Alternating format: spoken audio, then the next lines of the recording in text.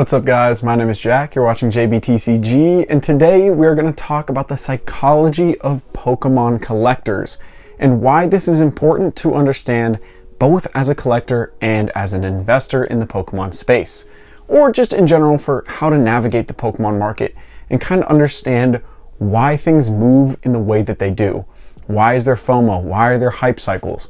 Why do people have such a hard time selling their collections? Well, to begin this, we have to go back to when we were all kids. Most of the people that are in the Pokemon space were in the Pokemon space when they were kids or very much younger as a child. That's how you get brought into Pokemon.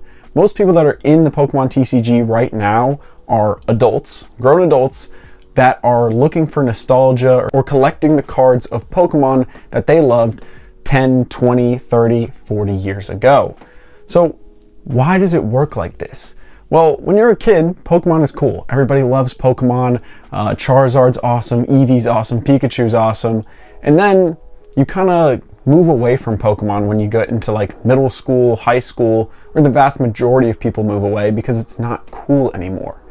Then in college or in your 20s, it becomes kind of chill to like Pokemon again because it's a little hobby. You have time to yourself now, and you don't have anybody to really impress. You don't have to look cool at school or anything like that. You can do what you want to do, collect what you want to collect, and you have extra income that you can put into these hobbies that you didn't have in middle school and high school. Now, the reason why it's important that we mention that it gets most people in as a kid and then back in 20s and 30s is because this nostalgic grip that it has on people is the reason why Pokemon won't die, and the reason why Pokemon is the biggest media franchise in the world.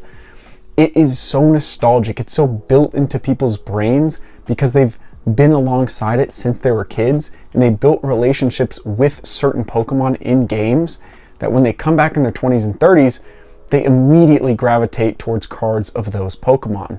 Like, I know many of my friends that were fans of like Gen 4, their favorite Pokemon are from Gen 4, just like me. My favorite Pokemon is Garchomp and Giratina. Those are my two favorites, and that's what I collect. Like, you'll see behind me, I have a Garchomp tin, I got a Garchomp level X, a Garchomp plushie.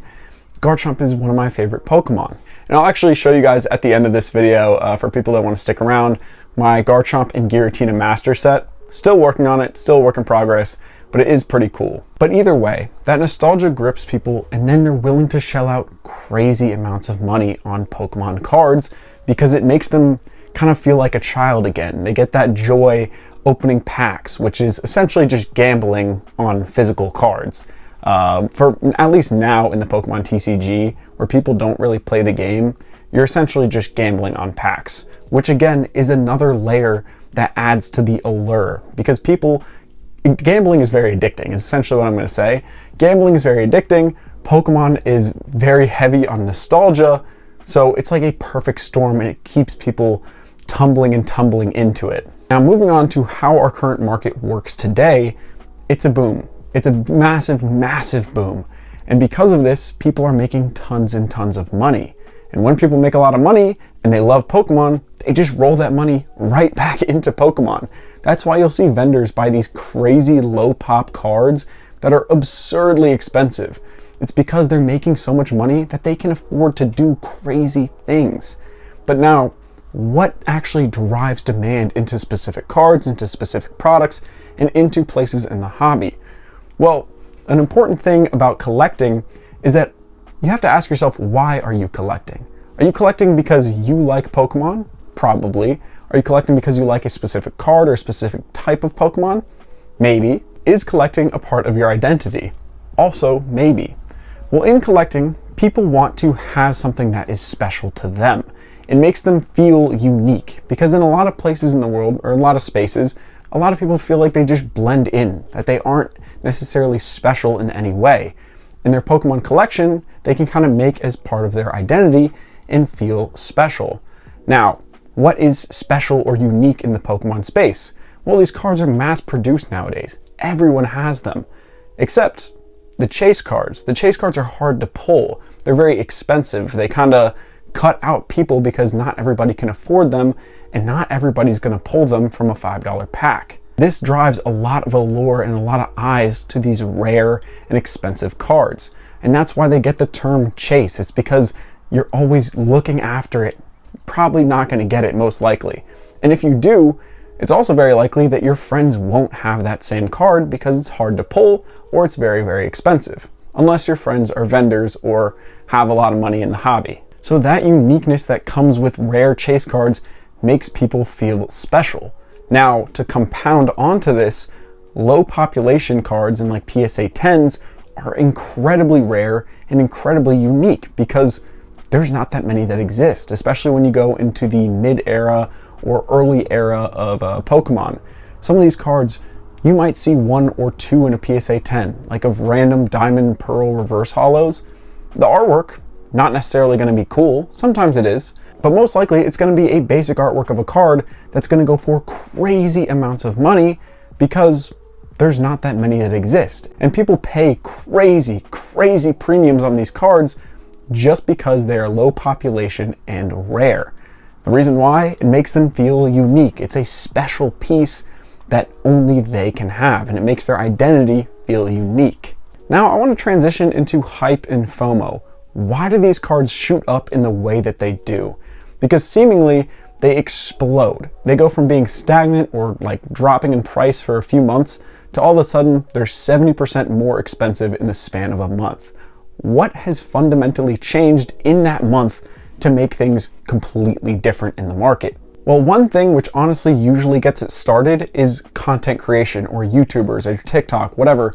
Something in the content space where people either say this card is a great buy or people promote this card and then people go and buy it. Something has to bring demand into a card initially. Or it can be organic, absolutely, but generally it's going to be some sort of push into a card. That maybe moves it up in value like 5, 10, 15%, and then people start acting very irrationally. They see a card moving up in value and they think, oh my goodness, I like that card. I like that Pokemon. I'm nostalgic to that Pokemon. I've always wanted this card, but I just never pulled the trigger. They see it move up 10, 15% in price and they're like, man, Pokemon's always going up in value. It's never going to be cheaper than it is today. I might as well buy it. And then you have thousands of people who think the exact same way, and it shoots up 70% in value. And everybody is panic buying this card when it's going up. So demand is going up as the price is also going up. Completely irrational thought process, because usually in the 2 or 3 months post that hype period, it drops another 20, 30% in value because that growth wasn't sustainable and that price wasn't sustainable. That card shouldn't have been worth that much at that time. So it has to correct back down. But because of this irrationality and nostalgia-based love for these cards, people do crazy things and spend crazy amounts of money at times that they definitely shouldn't. And if you understand how these hype cycles work and which cards are very likely to have these hype cycles, you can time them pretty easily. Like the Bubble Mew, every 6 months or so, it seems like it has a huge FOMO spike, and then it corrects down for the next 4 or 5 months. And then you hit that 6-month mark, and then all of a sudden it shoots up. Now, it may not be exact, it's not going to be repeatable forever, but sometimes it is very predictable in certain cards. So some people make a lot of money making predictions like that. Now, I do want to transition over to sealed to end this video though. So in sealed Pokemon boxes and sealed Pokemon investing, which is primarily where I stay because I know the most about it, and it's honestly the most predictable to me. Other people may view it differently, especially vendors who have a lot of experience with cards and can kind of feel vibe shifts in the Pokemon card buying market. I can do the same with sealed. Now with sealed, most people aren't in the investing space. Most people aren't buying ETBs for the purpose of holding them long term. Even though we may be in a Pokemon investing like echo chamber where all of us talk about investing, talk about making money, plays, what we're buying, what we're selling, things like that, most people aren't doing that. And that is actually what makes Pokemon investing so successful, because that is what takes this product out of the market. Supply decreases super quickly because people love opening Pokemon. Again, the nostalgia mixed with gambling, people love opening it. Now, with ETB specifically, the allure of a promo card inside that people can then grade makes it even easier to open these boxes. Think about the Obsidian Flames ETB. There were so many of these available. There were so many of these that were out in the market when they got reprinted multiple times. I think even late 2024, you could get these for like $30, $35 all day long. But because it has Charmander on the front, sealed collectors are going to like it because it has that nostalgic fan favorite Pokemon. Inside, you also have a fantastic Charmander promo that people who grade cards or people who collect single cards are going to look for. This card is also very hard to grade in a PSA 10, which also increases the allure. Now, why does it matter that it's hard to grade in a PSA 10? Because it makes it more rare and more unique to have a 10, and then people will pay crazy premiums for that card in a 10 to be unique. It all comes down to people wanting special things for their collection. Really, what is the difference between a PSA 9 and a PSA 10? It's maybe one little white mark on a corner of a card. Fundamentally, the card is pretty much the exact same. The artwork is the exact same. But people are buying labels. They're buying a PSA 10 label because they want that rarity and that uniqueness. Now, you and me are probably no different. We also like PSA 10s. We also like having special rare things. Like this tin here, this thing is cool to me partially because I got this as a child, and this was one of the things I got for my birthday as a child. But this is a very rare sealed product to have, so it also adds to the allure of having it. If that tin were widely available today and it wasn't as expensive, would I think it's as cool of a piece in my sealed collection? Probably not. Would I have it behind me in this display? Also, probably not. At the end of the day, Pokemon investors, Pokemon collectors, people in the Pokemon space want to feel special. They want to feel unique. And when you understand that, then you can understand the Pokemon market. It's the basic fundamentals for how this stuff works. The psychology of collectors versus your average person are very, very different, yet also the same. Everybody wants to be unique in some way, but not everybody is going to be willing to shell out thousands of dollars to have a wall of Pokemon products. So really, when you boil it down, the Pokemon market is pretty simple, and if you understand basic psychology, you can definitely get ahead and know what products to buy, what products are going to appreciate well in value the long term, what cards are going to appreciate in value. It's very, very simple when you actually break it down to its components and how people think. Now, if you want to stick around, I'm going to show off some of my Giratina and Garchomp collection. If not, I appreciate you watching the video. All right, here is the binder. This is my Giratina and Garchomp collection. You can see I got it laser engraved with Giratina on the front. We also got Garchomp on the back. Pretty sick in my opinion. I'm really a big fan of like the laser engraving. I think it's a cool little way to customize your binder. And here are some of the earliest Giratinas in existence. I think these are Legends Awakened. Oh god, it's Diamond and Pearl. I forget the actual set name. Mysterious. I don't know. I completely forget off the top of my head. This is a Burger King promo. These are Japanese exclusives. This came from like a movie promo pack, which is pretty cool. Honestly, if you're ever like looking for Diamond and Pearl cards, I'd check these out. Like they're really unique, kind of like snapshots from the movie. I think there's a Dialga, a Palkia. There's a bunch of different cards in there. They're really, really cool. And this is an earlier Japanese Giratina as well. Also got a Pokédex entry. This is the loading screen in Pokemon Platinum. Some cool little accents. This is Reverse World Giratina, one of my favorite Japanese exclusives. I love the like the Silver Cosmo foil border that the Diamond Pearl Platinum era had, especially on level X's. So cool. This obviously is Distortion World. These are just pictures I cut out, like I printed and cut out myself. I think it's like a cool little compliment to the Reverse World Giratina. I'm missing these cards. The 27 out of 127 and 9 out of 127 from Platinum. Missing those ones. We got some of the other Platinum cards. So this is the, I think this is the non-holo deck exclusive, reverse foil, Cosmo foil deck exclusive, and then this, it's not a non-holo, there's a Japanese foil that's unique that I'm going to put in here. This is one of the coolest Giratinas of all time. This is 10 out of 127 in Platinum. This is the reverse foil. I need the foil version from here. I got both level X's. I got the promo from the tins as well as the ultra rare from the set. Got some sleeves. These are from Lost Origin as well. I also am going to buy some like opened packs, so just like the pack arts to throw in here in some spaces as well, because there's some really cool Giratina pack arts out there.